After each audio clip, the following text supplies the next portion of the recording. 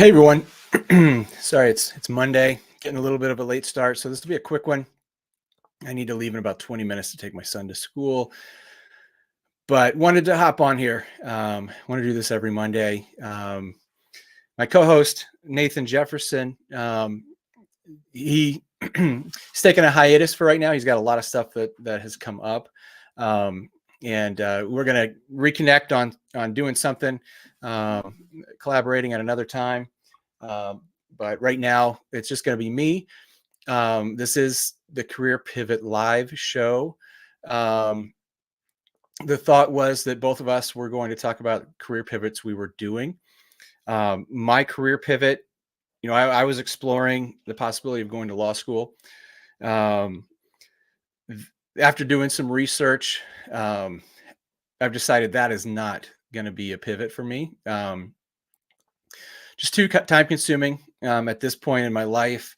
I love marketing. I love what I'm doing with demand and ops, marketing ops, and love working with different companies, and just love what I'm doing. So I don't really want to make a pivot. It's really more of a what if, an itch to scratch from earlier in my life. And as of right now, that is just a what if.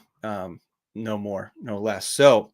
Um, so I'm not pivoting per se, but um, as some of you may know, I recently ran for city council in the city that I live in Liberty Lake, Washington, here in the U.S. And the election was last Tuesday. When the results came out, I was down by 79 votes, which is not many. We do mail-in only ballots, so it takes a while to count some, especially the ones that were dropped off um, right at the last minute, as well as those that were mailed in at the last minute. So um, each day after the election, they've been counting what ballots are still out there. There were 28,000, I think, at one time at the most. Uh, Now there are 18,000 left in the county. Our town isn't very big. Our city isn't big. I would estimate probably about 500 ballots left to count. The gap right now, after uh, two subsequent counts, is about a little over 200 votes. It's getting to a point where it might be insurmountable, um, and I may end up losing, which having to wait. Most of the other races for city council were pretty definitive. I'm the only one that's still kind of out there, maybe has a chance. And um, and it's tough because emotionally, I want it to be done. It was a long 6 months of campaigning. I've never ran for any political office ever. I've never had an interest in being in politics. Um, it was different. It was the hardest marketing campaign I've ever done. It was very personal. It was very challenging. It was very difficult. Um, I could have just stayed under the radar and not pissed anybody off. Instead, I pissed several people off, but that's fine. I also made a lot of fans, made a lot of friends, met a lot of people I wouldn't have met otherwise. So it was a great experience, win or lose. But that leads me to what I want to talk about is portfolio careers and this idea that we don't really have to pick a career path and just do that. I mean, sure, like if you stick to one thing, become an expert in one thing, or, expert's a weird term. I don't think anybody ever knows everything about anything. But if you start to become very knowledgeable in a very specific thing, good things will happen. Your career will take on more purpose. You'll probably be more passionate about what you do. So there's something to be said for that. And I'm reading a book called The One Big Thing right now, by Gary Keller. And one of the best books I've read in a long time, actually. Um, but I think the way we work is changing, And going through this process of running for office,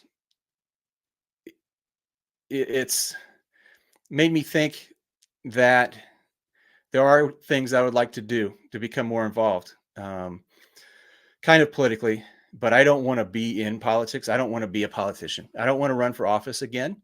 I've thought about running for school board because that's kind of a shit show right now here in the US, especially in smaller school districts across the country.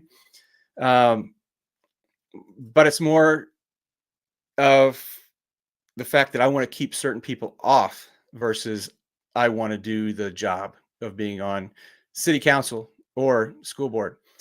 Um, I don't know if I'd really enjoy being on city council or school board, but I do want to keep certain people off, and I want to help certain people who do want to do it, who do have the same values as I do and as many others do. I want to help them get on. And I'm a marketer now, and I love marketing, and I want to really be able to leverage that. Um, One of my clients um, is involved in political advertising on college campuses, and it's fascinating.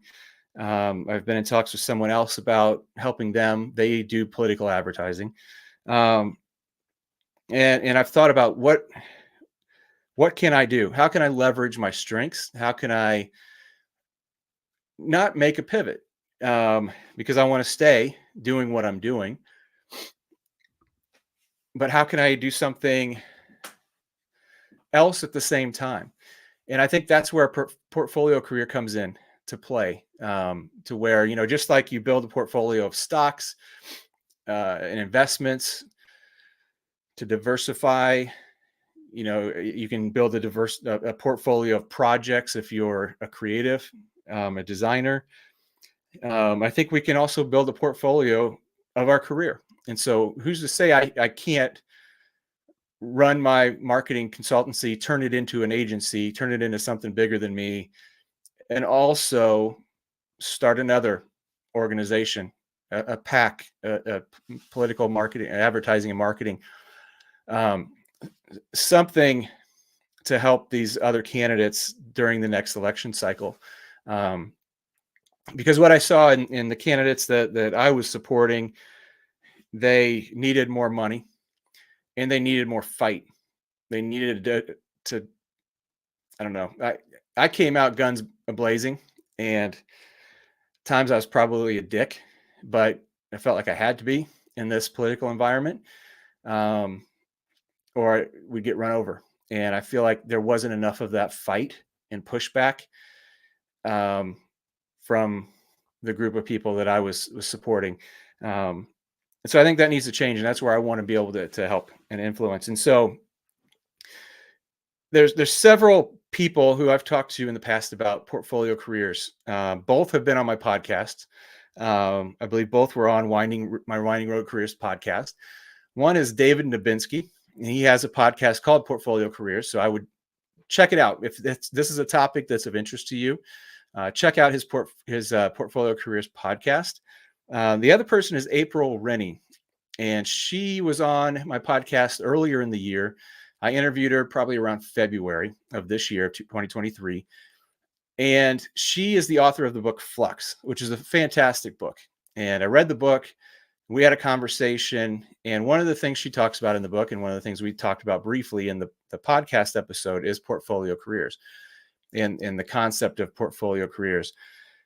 And it may be a new term that's been coined. This might be the first time you're hearing of this term.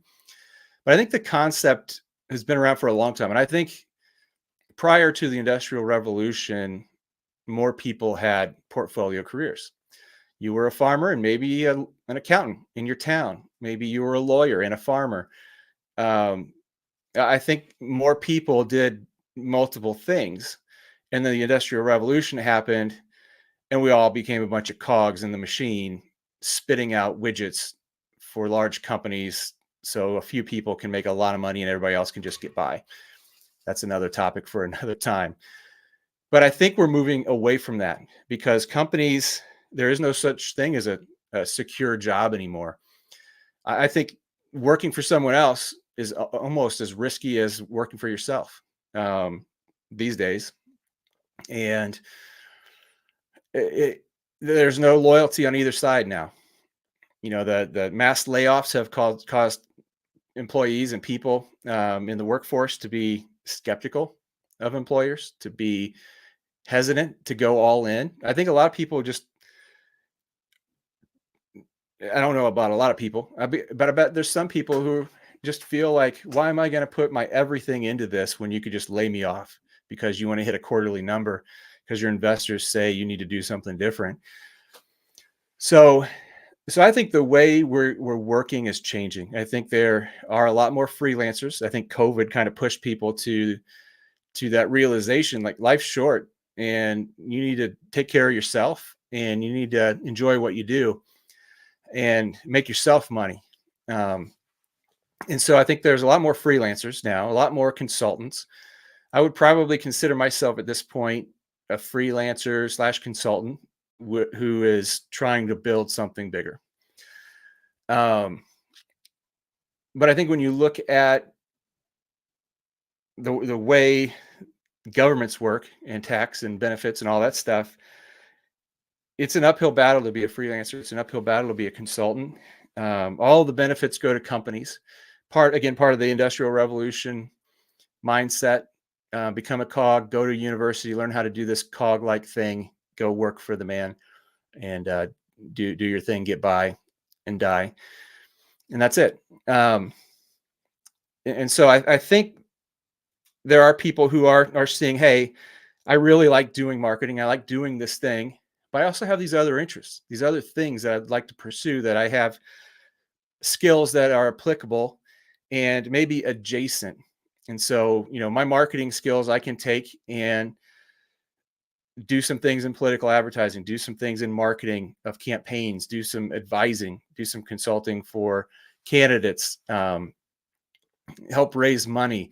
There's a lot of things that I have the skills to do that are complementary to doing in this other arena. And they're complementary in the fact that it makes it easier to stay doing what I'm doing now. And it's not as big of a pivot and a mind shift. And I think that's a tough thing when people are doing two things at once. Maybe you have a full-time job, you're trying to spin up a business on the side. And if that business is very different from what you're doing in your day job, the mental energy it takes to shift. I was doing this when I was in recruiting. I was starting my marketing business, and the mental shift of going from marketing to recruiting was challenging. But if you're doing marketing and then doing marketing, it's not that challenging. So, one of the things I mentioned, I want to talk about Benjamin Franklin, and I'm kind of a nerd when it comes to history, especially U.S. history. A lot of my campaign for city council was based around the values of the former president Theodore Roosevelt from the early 20th century here in the U.S. And I like to look back and see what happened, how things were done, how people lived, how people thought. And Benjamin Franklin, who is one of the founding fathers of the United States, is a very fascinating figure in U.S. history for me, because he did so much. He was one of the one of the people who helped to draft the Declaration of Independence.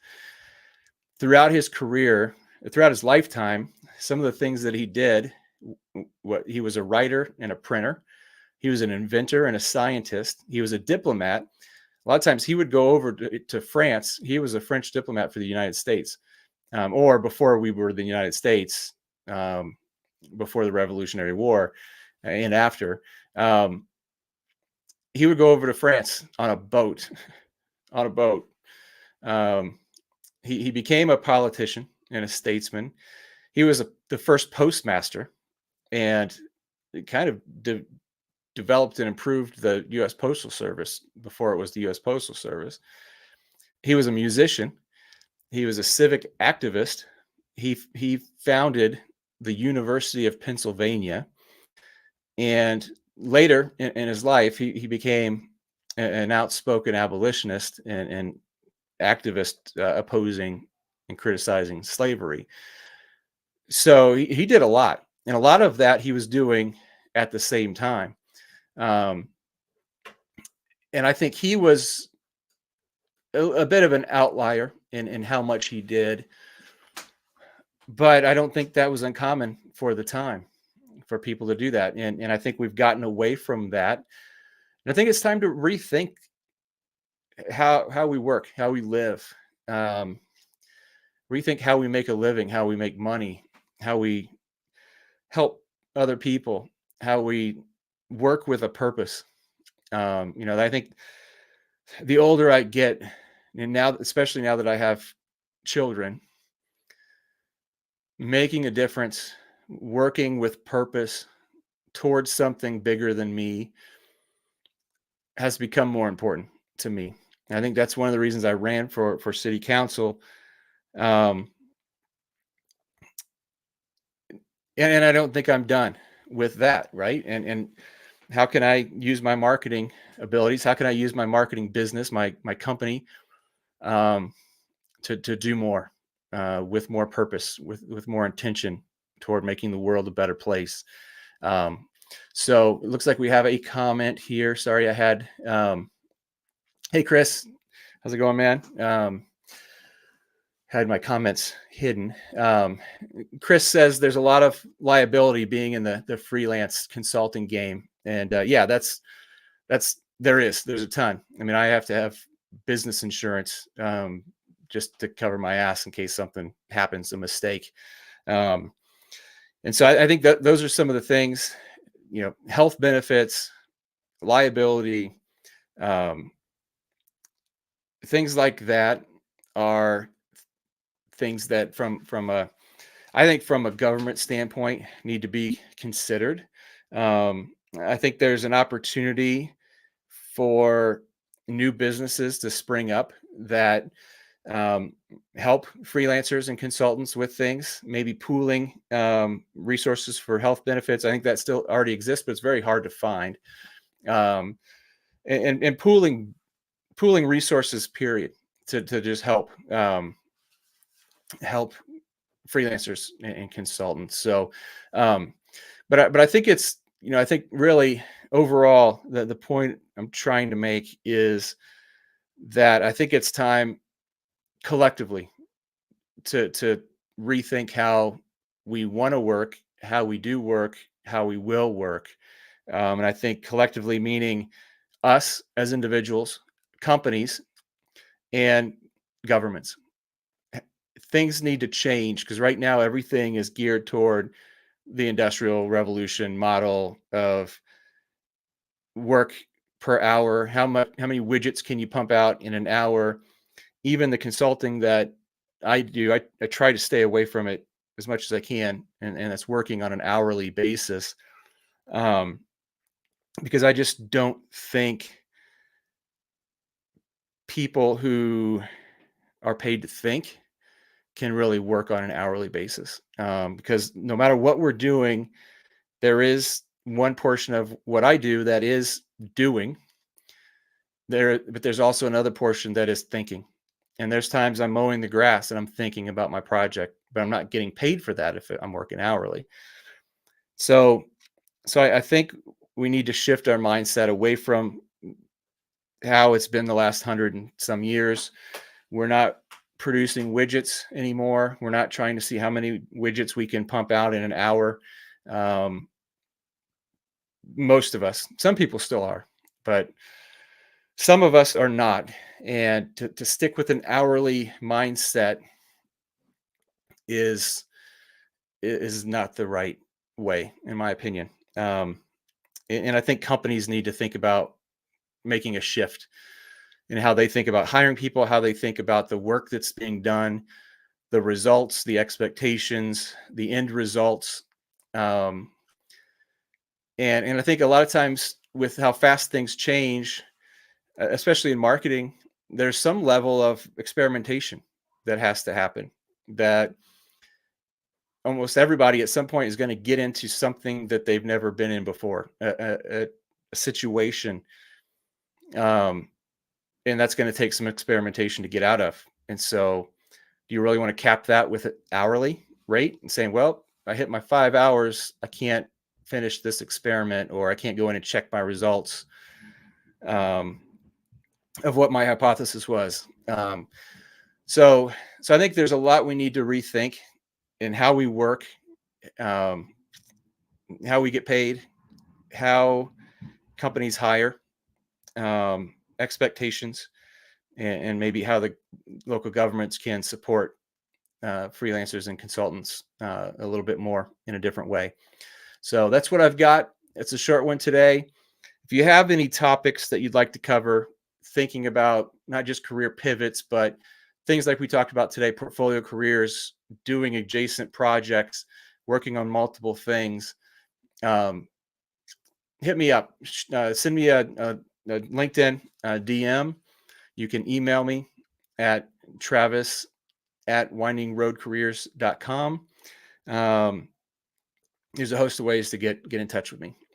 So till next time, thanks for stopping by. Thanks for listening. And I'll see you next Monday.